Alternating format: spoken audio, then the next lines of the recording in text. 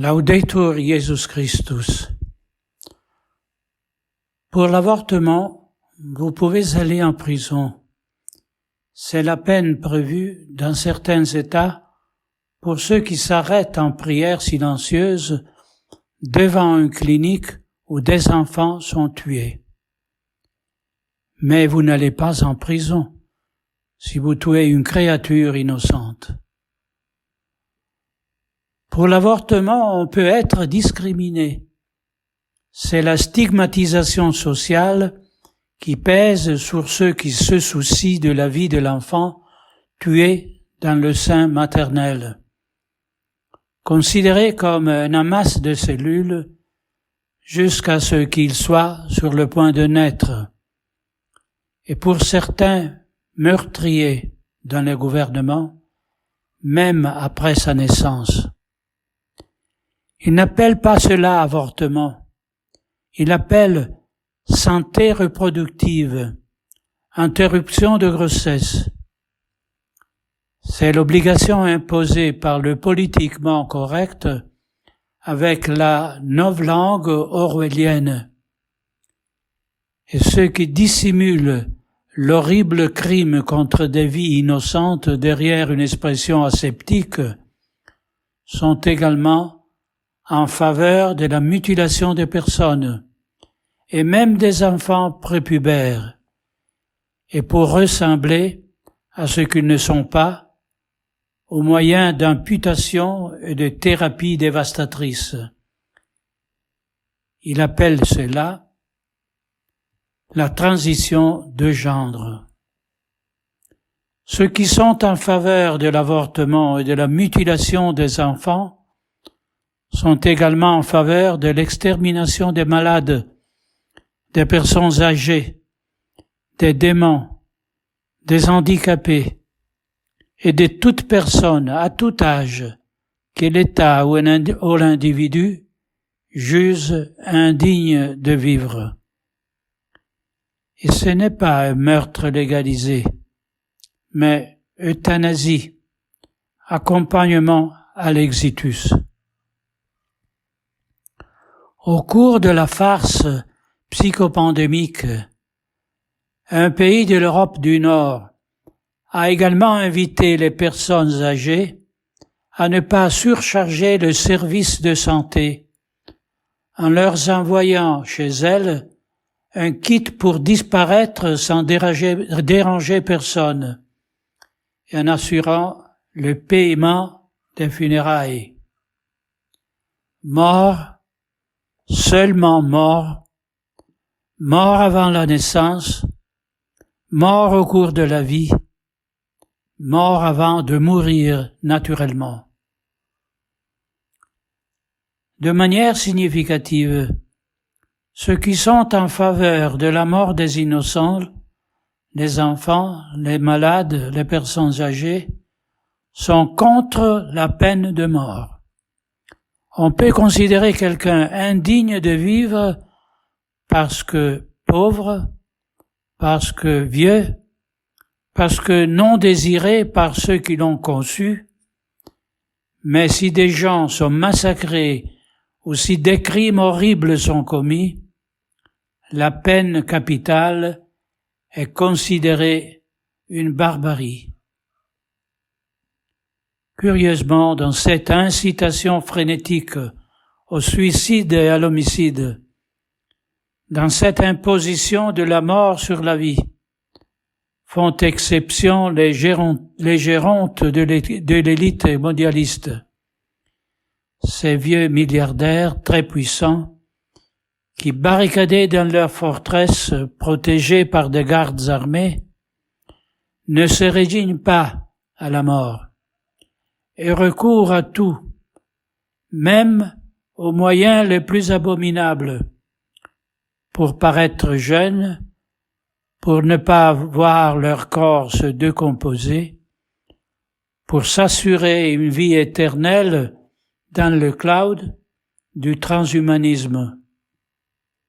L'élite voudrait commander sur la vie, la vieillesse, la maladie. Nous devrions commencer à comprendre que les théoriciens de cet immense massacre, qui s'y perpétue depuis des décennies et nous replonge dans la barbarie du pire paganisme, ne se considèrent pas comme faisant partie de l'extermination. Aucun d'entre eux n'a été avorté. Aucun d'entre eux n'a été laissé mourir sans traitement. Aucun d'entre eux n'a été contraint de mourir sur décision de justice. C'est nous, c'est vous et vos enfants, vos parents, vos grands-parents qui devez mourir et qui devez vous sentir coupable parce que vous êtes vivants, parce que vous existez et produisez du dioxyde de carbone. Au Moyen Âge, les fresques de certaines églises, monastères ou édifices publics proposaient le thème du triomphe de la mort, en référence au novicimi.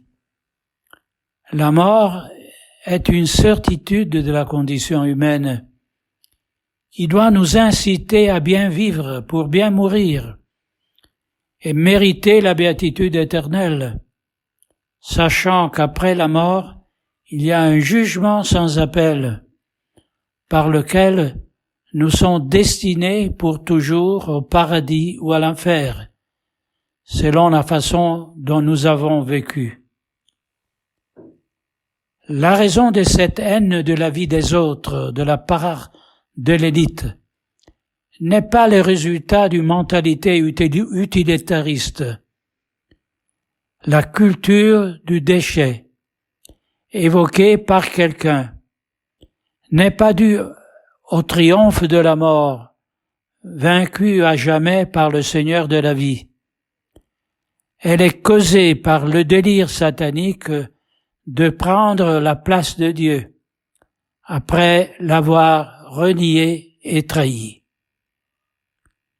Cela a été ouvertement affirmé par l'un des idéologues de la pensée mondialiste, Yuval Noah Harari, juif, homosexuel, marié à un homme, végétalien, théoricien d'une religion transhumaine et luciférienne, qui efface Dieu de l'horizon humain et permet aux tyrans du nouvel ordre mondial de prendre sa place pour décider ce qui est juste, ce qui ne l'est pas, qui doit vivre et qui doit mourir, qui peut voyager et qui ne le peut pas.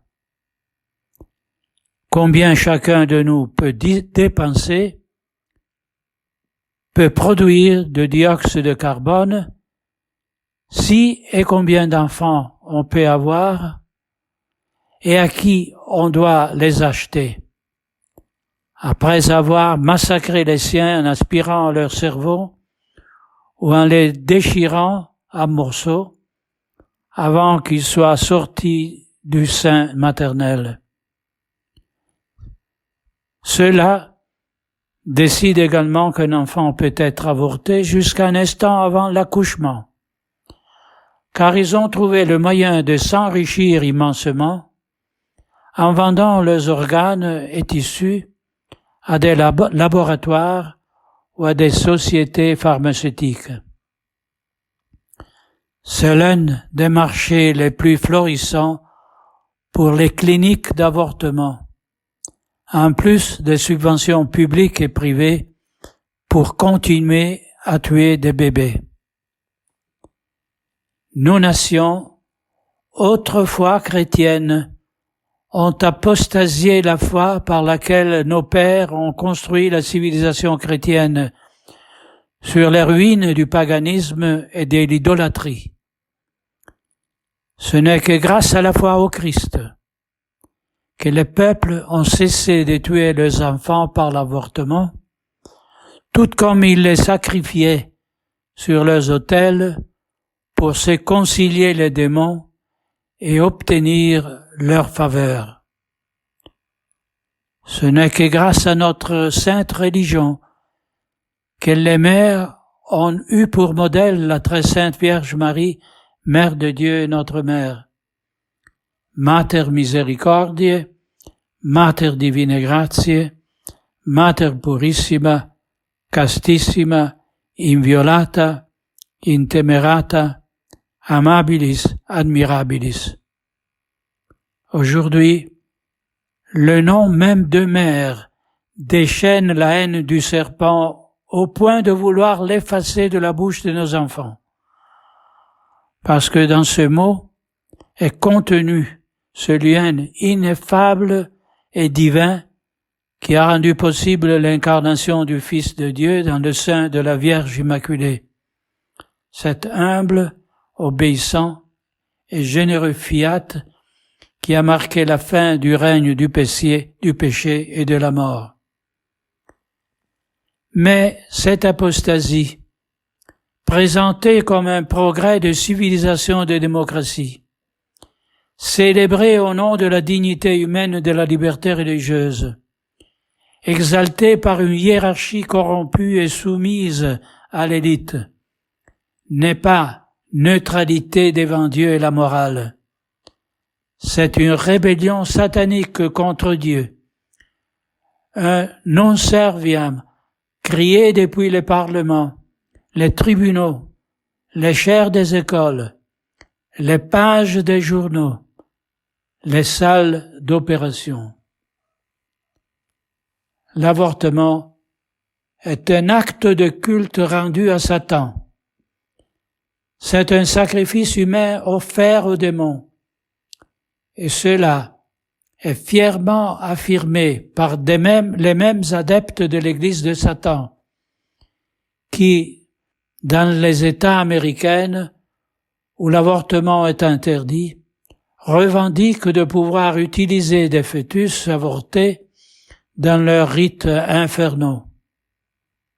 D'autre part, au nom de la laïcité, les croix et les statues de Notre-Dame et des saints sont démolies, mais à leur place, des images horribles de Baphomet commencent à apparaître. L'avortement est un crime horrible, car en plus de la vie terrestre, il prive l'enfant de la vision béatifique, le destinant au limbe parce que dépourvu de la grâce baptismale. L'avortement est un crime horrible parce qu'il cherche à arracher à Dieu les âmes qu'il a voulu créer, aimer et pour lesquelles il a offert sa propre vie sur la croix. L'avortement est un crime horrible parce qu'il fait croire à la mère qu'il est licite de tuer la créature qu'elle devrait, par-dessus de tout, défendre au prix de sa propre vie. Par ce crime, la mère devient une meurtrière, et si elle ne se répand pas, elle se condamne à la damnation éternelle, vivant très souvent, même dans la vie quotidienne, le remords le plus atroce. L'avortement est un crime horrible parce qu'il s'acharne sur l'innocente précisément à cause de son innocence, rappelant les meurtres rituels d'enfants commis dans les sectes d'hier et d'aujourd'hui. Nous savons bien que la cabale mondialiste est liée par le pactum celeri de la pédophilie et d'autres crimes horribles, et que les membres du pouvoir, de la haute finance, du divertissement et de l'information sont liés à ce pacte. Le monde dégouline de sang d'innocents, versé par une élite de subversifs dévoués à Satan et ennemis déclarés du Christ. Quand j'entends certains évêques légitimer des lois comme la loi 194 en Italie, qui autorise l'avortement sous certaines conditions, je me demande comment ils peuvent se considérer catholiques.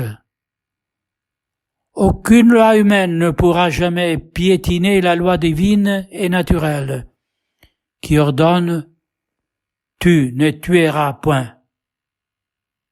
Aucune nation ne peut espérer la prospérité et l'harmonie tant qu'elle permet ce massacre quotidien dans le silence complice des politiciens qui se disent catholiques mais contredisent l'Évangile en approuvant des lois iniques.